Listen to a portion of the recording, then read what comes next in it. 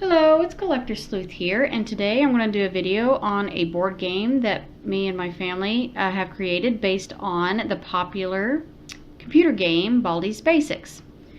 So, it's a very popular video game, and we thought, you know, this game could probably easily be converted into a board game. So we created this map. And we got the layout from the internet. It should be fairly accurate to the layout in the computer game.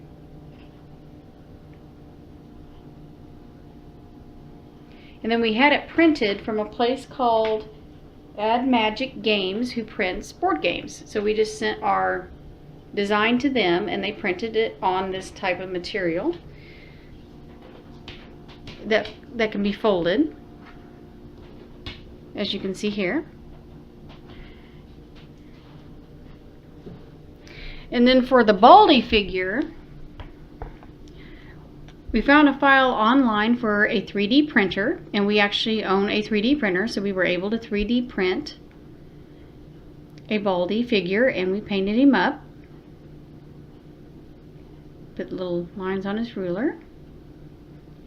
And for the game pieces, we bought these from Amazon, these little plastic pieces, and we put these are circular stickers that we printed our faces on to be the game pieces.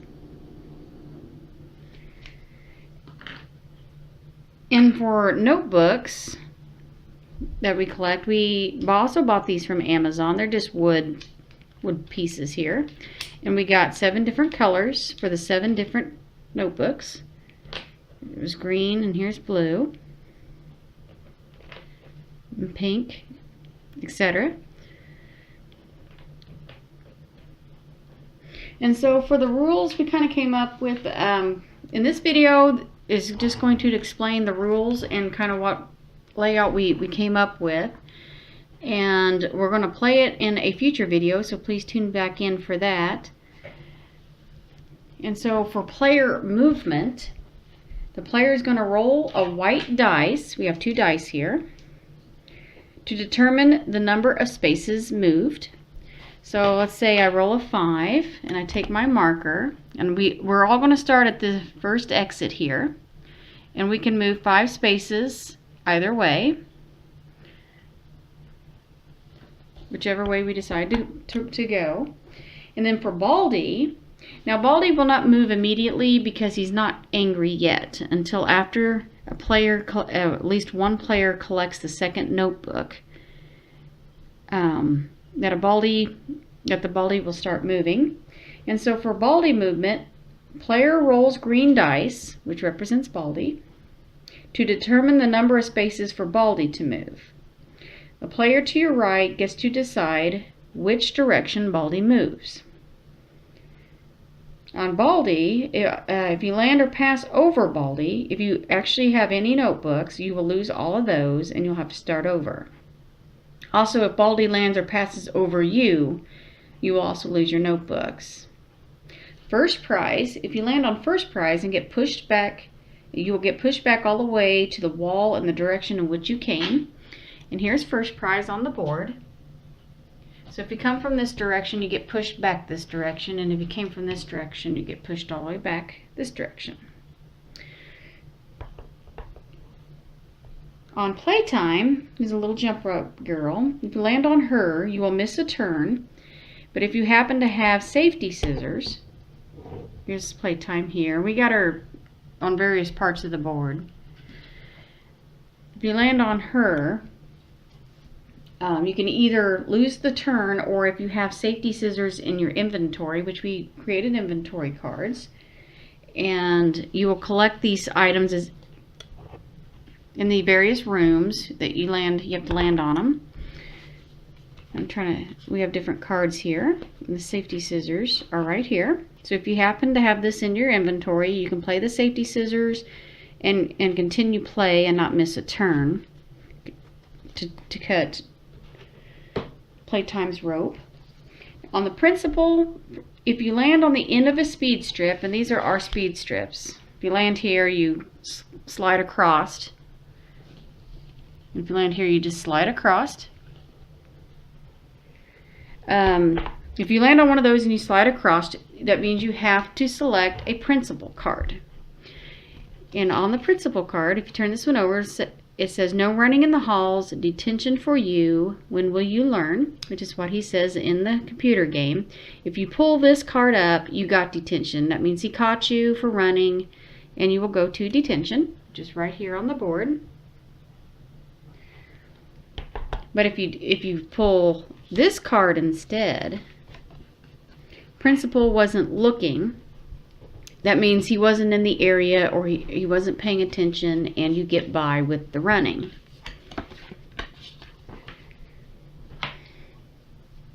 If you happen to run and end up in detention, you obviously are going to lose the turn. That's right. Otherwise, what's the point? Okay, so anyway, the bully, land on the bully, and the player to your left gets to decide which one of your items the bully takes. So we made it to where your fellow players, or the one to the left of you, is going to decide what item the bully takes from you versus you handing one over, because obviously you're going to give them the least valuable item in your inventory. So you have to have items in your inventory, and the person to the left will decide what item that the bully is going to take from you. If you don't have any items, you're going to head back the way you came on the next move. On Goddess Sweep, who's right here, if you land on him, on the Goddess Sweep, or spaces rolled greater than in the room, Goddess Sweep sweeps you out of the room and 10 spaces either up, down, or to the right, as determined by the player to the left of you. So the player on the left is going to decide which way the Goddess Sweep is going to sweep you. Any other players in the hallway get swept to their final resting space as well. So if there's any other players, because we made this a 4-player game, if however many players are playing, if they are in the same row as where they're sweeping, they get swept too. On the Zesty bar, you land on a candy bar and double the number of spaces rolled. Candy bar can be used on that turn or played at a later time. So the candy bar, you just get to roll twice, or you double the number you rolled. So if you roll a 6, you get to go 12 spaces. And the Zesty bar is right here. So you have to have this in your inventory in order to use that. The clock, this item can be used to distract Baldi. Play the clock card, you have to have it in your inventory if you have the clock card, and place the clock game piece. We made a game piece for it.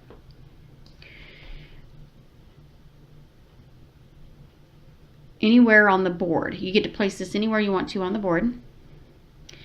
Baldi must be moved toward the clock until it is once again your turn. So until it's your turn again, Baldi's going to head toward this clock.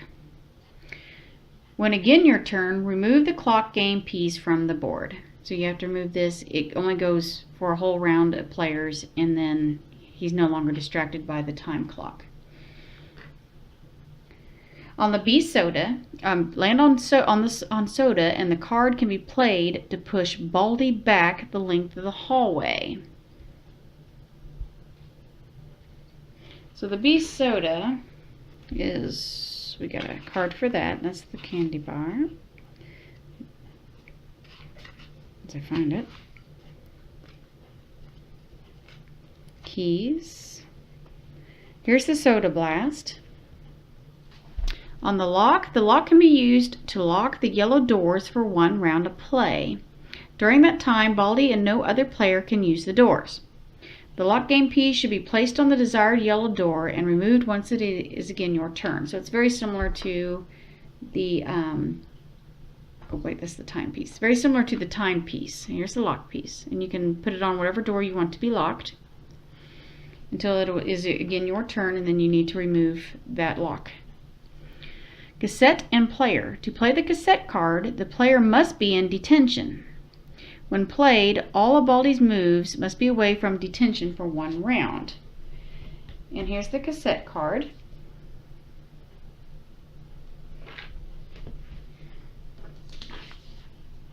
WD No Squee. When the WD No Squee card is used, Baldy will not move any spaces for 1 round.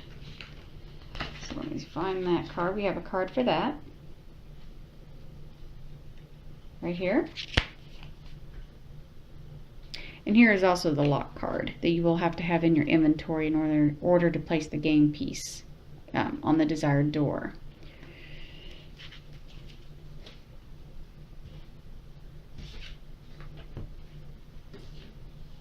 On the quarters, to obtain a quarter, one must land on a quarter space. The quarter can be used for the phone, Zesty Bar, or B Soda.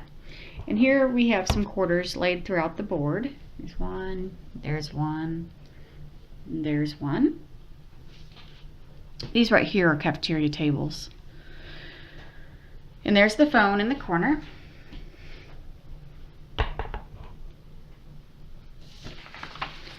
And for the phone, when the phone is used, the player can decide which direction Baldy moves until they roll again.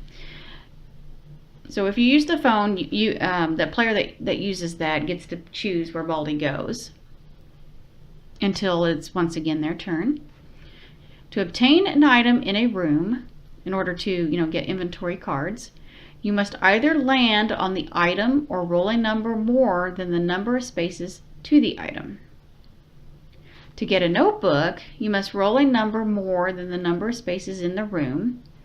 A notebook and an item can be obtained simultaneously. So you can obtain a notebook at the same time as an item. And here's the notebooks. Here you see there's a notebook and an item, so you can collect both of those.